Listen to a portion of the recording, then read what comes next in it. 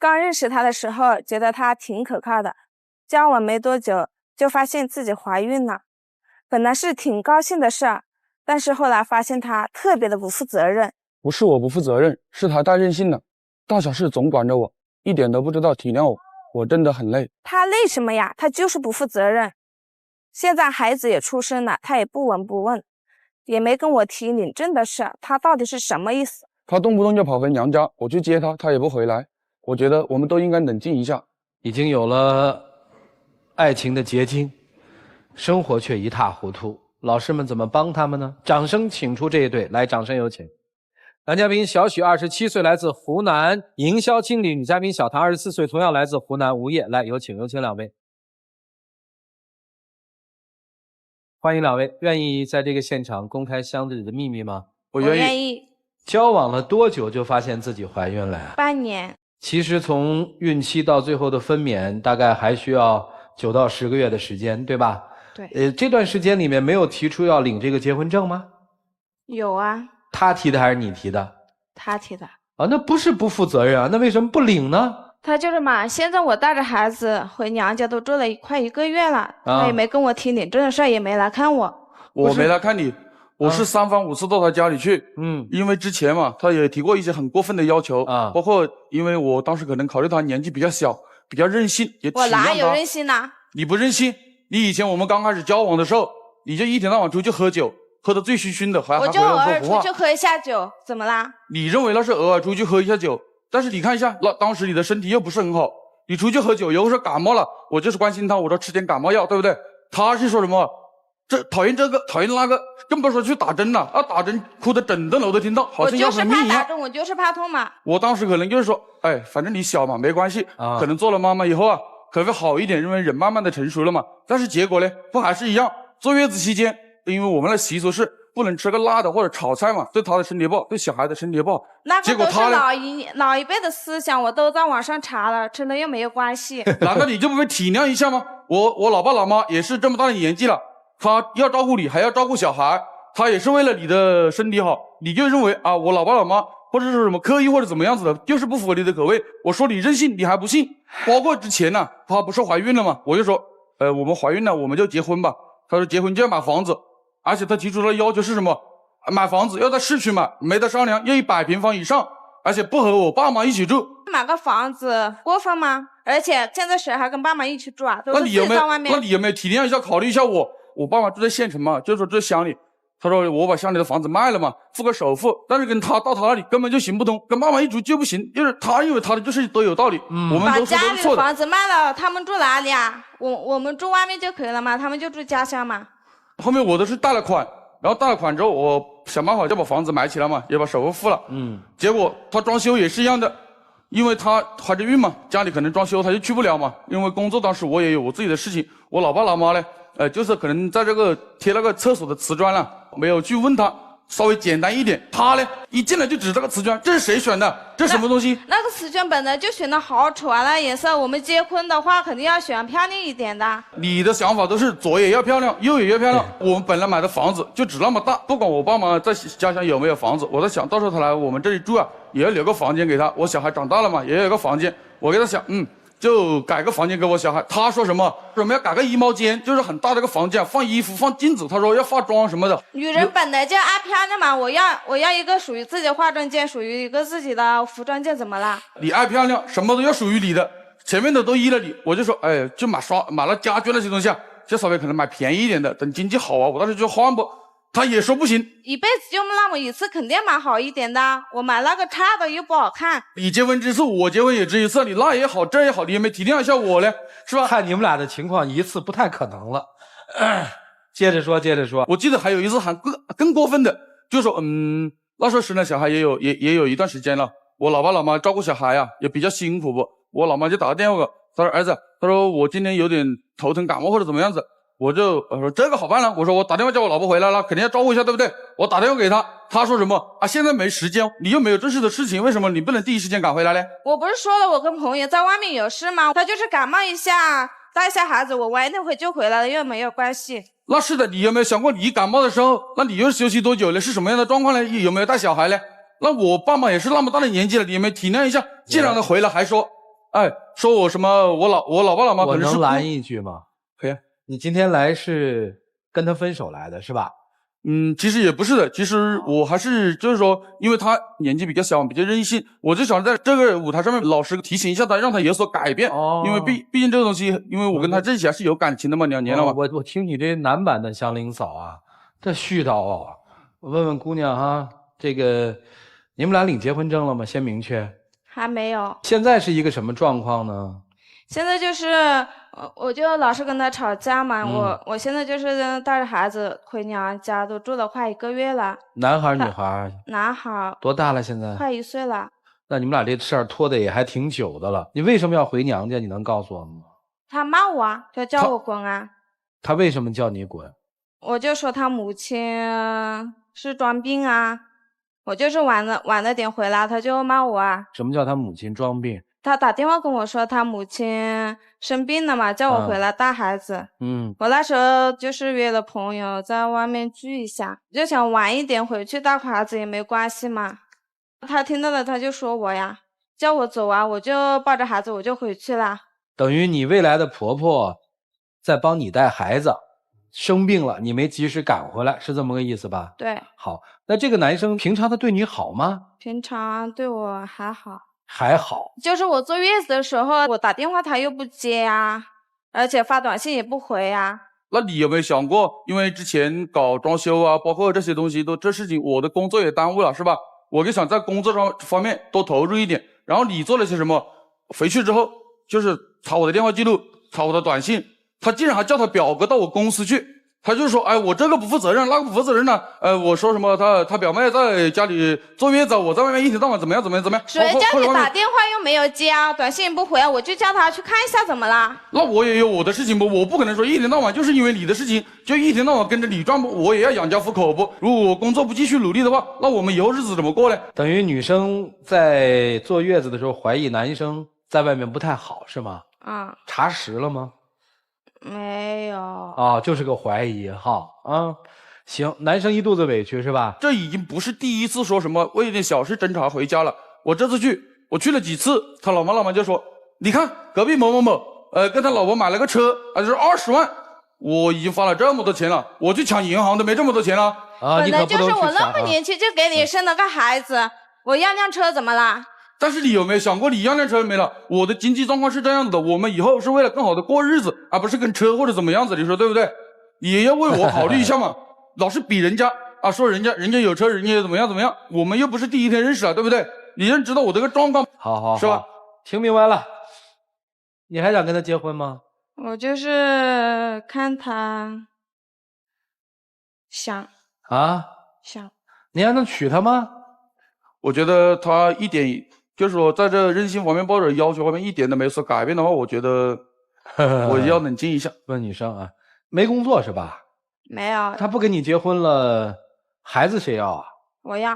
你要吗？我要啊，那是我的，我干嘛不要？那也是他的呀，怎么办？嘿嘿，绑在一起了，分手还难，这也不能算离婚。啊，这也没结呀，对吧？好了，老师们看怎么办呢？让我们一起进入丘比特问卷。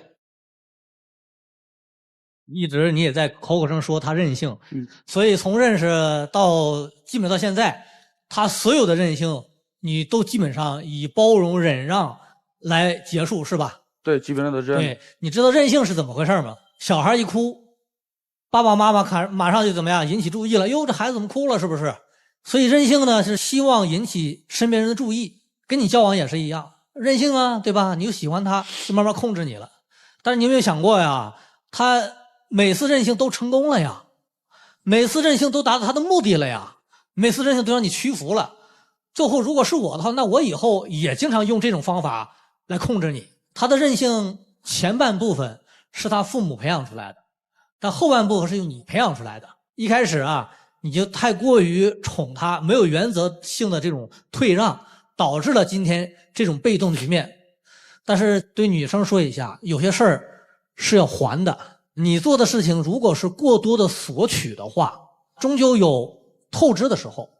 所以现在处在这么一个尴尬的境地，也思考思考男朋友说的话，哪些要求是不是让他为难了。如果超过他的能力了，他会非常的累。他也是希望你能对他好，能够去体谅他，也琢磨琢磨自个儿是不是有些行为上也应该从原来的那个小孩的状态稍稍变成一个大人的状态，变成一个妈妈的状态。所以有些事情呢，各自要让一步，这样的话呢，才有可能走在一块儿。我们俗话说这个阴天下雨有可能不知道，但是你自己兜里有没有钱应该知道。他觉得他为他们家传宗接代，尤其生了儿子就是他们家的大功臣了，他以功臣自居。我们要量体裁衣，自己过好自己的小日子。幸福的每个人的标准是不一样的，买车没有错，但是他的经济那个承受能力他可以不可以？但是反过话来说，某一天他突然间给你开一辆奔驰过来，你敢要吗？可是话说了，他给你买一辆比如说20多万的车，你就幸福了吗？不一定。我也真想回答刘老师的问题，说突然开了一辆奔驰，你要吗？他绝对要。姑娘，你要吗？就他突然给你开了一辆大奔回来，你要吗？刚才你们所有说的，我都听到了一个字儿，就是要，不停的要，俨然就狮子大开口，没有底线，不见底。我看这上不光刚才你们听到的要车呀，然后这房子这装修不满意，还要彩礼呢，是吧？这上有写哦，还要彩礼20万。结果实在这哥们儿没钱，说给8万吧，行，可能8万给了，还要写欠条啊，还欠多少钱，都是要。你不光要，一味的要，而且没有家教。自己的孩子让对方的父母看着，不知道感恩，居然老人家病了敢说人家装病，你配做一个妻子吗？你配做儿媳妇吗？你配做孩子他妈吗？自己的孩子就可以说我给你生了孩子，那是他的孩子呀，然后你就可以去玩去了。所有的表现我看不出你对他的感情，甚至于我看不出你对孩子的感情。你今天带着孩子回娘家，还是一个要挟，还是要你要我回去你就得给我什么。你们谈的是感情吗？做的是交易吧。刘老师肯定说的没错，生了一儿子吧，你从此能怎么着了？能在家里的位置是最高的，对吗？请问你有工作吗？你除了他对你的爱，你有别的吗？一旦人家不纵容你，你将失去所有，你什么都不是，你甚至连自己生存的能力都没有，你还舔着脸说孩子如果分开之后我要，你养得起吗？现在你最大的财富是什么？就是他对你的爱。你缺了他，你没了他，你根本就活不下去。我都不知道你有什么勇气说还自己回娘家，还你过来求我，还要这要那，你凭什么呀？你还不赶紧认识到这一点，说你要对人家好吧，之前你做错了，赶紧用你的对他的好，用你对他的爱去弥补这些，否则岌岌可危。最后吃亏倒霉的第一是你，第二受苦的就是孩子。你们才认识多久就住在一起，还没有结婚就生了孩子，种种的一错再错，现在你还要错到底吗？赶紧迷途知返吧，不要自己再去纵容自己这种任性了，只知道索取，不知道付出，甚至于不知道对对方的起码的尊重。赶紧把自己这份可能要失去的爱给追回来吧。而追的行为是说，真正要付出，对这个家庭对对方要有爱，要懂得尊重，好吗？小伙子你呢，没这个金刚钻啊，别揽这瓷器活儿，打肿脸充胖子，最后疼的就是自己。所以说现在就是你自食苦果了，不是说满足对方的财务上的需求就是爱，真正要在感情上多交流。对方的任性可以，但是要有度，如果没有度的话，一定要指出对方的问题，否则他就越来越夸张，越来越过分了，最后你们俩感情断裂，倒霉的是孩子。你们俩呢，悲哀的是有个孩子，这幸运的也是有个孩子。不要为了孩子而去办结婚证，要真不适合的话，干脆别办这结婚证算了。我跟你说4个没，你听听有没有道理好吗？第一，在这个世界上，没有谁离开谁会死。第二，在这个世界上，没有谁在关爱着另外一方的同时，他不渴望被关爱。第三，没有谁第一次结婚就要把对方掏得个干干净净。第四，这个世界上不只有你一个女人。人活在这个世界上的准则就是不要太把自己太当回事儿，也不要太把别人不当回事儿。他离开你会死吗？现在看来应该不会的吧，他还好好的处在这儿。一个人在付出的同时也希望被关爱吧，都是人。很多第一次结婚裸婚的后来也挺幸福，并不一定要那么掏得干干净净，恰恰相反，掏到干干净净的最后会死得很惨。第四，环顾一下周围，比你好的女生多了去了。女人在爱情生活当中，大概下面的2点当中至少要有一点：矜持和自知之明。有矜持而没有自知之明的人，不管怎么样，他至少不会把自己那么早的奉献出去，他也就不会吃亏。有自知之明而不矜持的女人，即便把自己那么早的奉献了出去，她多少知道自己几斤几两，不会提出过分的要求。既有矜持而又有自知之明的女人，或许能够把握一段很好的幸福，而你恰恰两者都没有。你既没有自尊和矜持，也没有自知之明，这样的话很容易让人看不起。把自己那么早的奉献出去，然后又提出一些和自己极不相称的，甚至毫无人性化的要求，你是要把自己逼上绝路啊！你说话的那个样子，我一点都感觉不到任性的可爱。我都帮你生了个孩子了，我20万，我过分吗？我第一次结婚，我要一个我的梳妆台，我要一个我的衣帽间，我过分吗？其实说句实在话啊，你要单论这个要求，还真不过分。每个女生都想找到幸福，但是你在找到幸福的时候，你不能让别人不幸福。就你好了，别人都不好，你想带着儿子自己一个人过吗？你想把周围的人都逼死吗？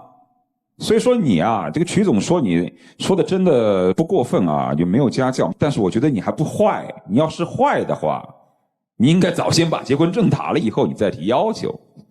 男生呢，你别看你那副老实的样子，放纵任性比任性本身更可恶。我刚才说的那4个全是你造成的。第一，这个世界上没有谁离开谁是活不了的，你一定跟他说，亲爱的，离开你我就活不了。第二，这个世界上没有谁在关爱对方的同时不渴望被关爱，你肯定说过我爱你，不管你爱不爱我。第三，没有谁说在第一次结婚的时候一定要把对方掏得干干净净，你肯定说过我有什么我都给你。第四，这个世界上没有只她一个女人，你一定跟她说，在全世界的心目当中只有你一个人我觉得是女人。你肯定说过这种事儿吗？男生有的时候在想要得到一个女生之前嘴那个贱呢，就是没有什么都敢往外掏啊。就像那些想要吸毒品的人，你一次又一次给他毒品，然后到最后你实在给不了了，你说我实在给不了你了，但是他已经无法遏制，所以有的时候你比他更可恶。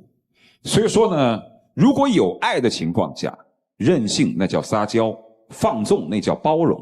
如果要是没有爱了，任性就变成了要挟，放纵就变成了无所谓。就这样。接下来的时间留给他们自己，一起进入柔顺拉芳黄金60秒。我觉得我们之间可能像各位老师说的，我自己可能也在这方面做的不够，以前一直的在纵容你这个那个，但是我到最后我也还是不能够纵容到最后，也没有和你说什么去交流啊，或者去交谈啊，或者说是解决这个事情呢。我觉得我在这方面还是要好好的冷静一下。我刚刚听了评委老师的话，我可能是有那么一点任性，但是吧，我觉得我那么年轻就跟你生了孩子，我要不撤我也不过分，我要不撤也不过分。来，请亮灯啊！你反反复复在说一个问题，我搞不清楚这个逻辑是什么，还是谁给你的逻辑？我这么年轻，我就给你生了一个孩子，我要这些过分吗？这话是谁跟你说的？还是你自己说的？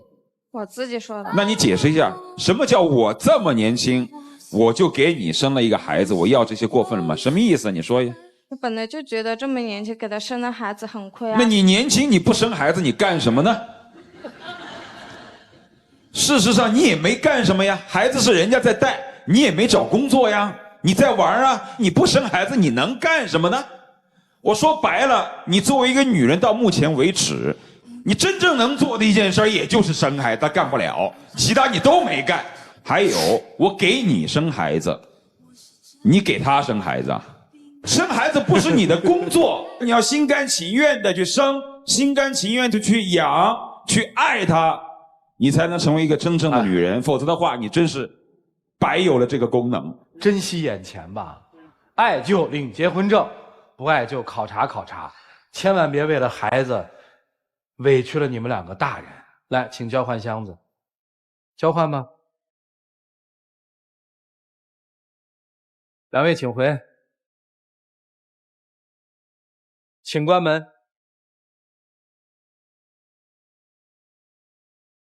看看吧，看看两个人怎么下这个台阶吧。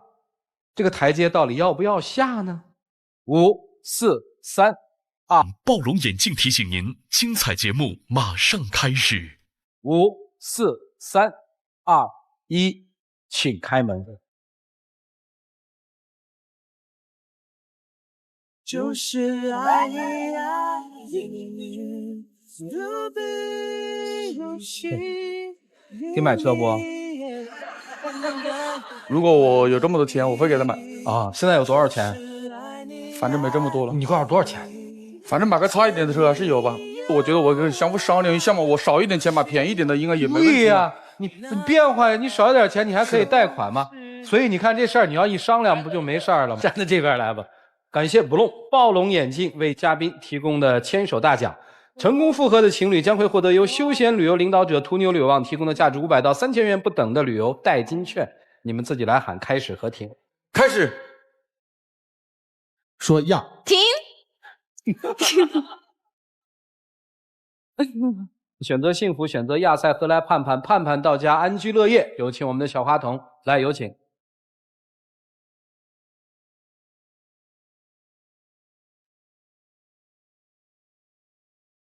谢谢你们啊，各位，让我们一起来见证他们的求婚仪式。亲爱的，我们回去领结婚证吧，嫁给我吧。谢谢，谢谢各位了，谢谢老师了，谢谢，祝你们幸福，景辉。谢谢了。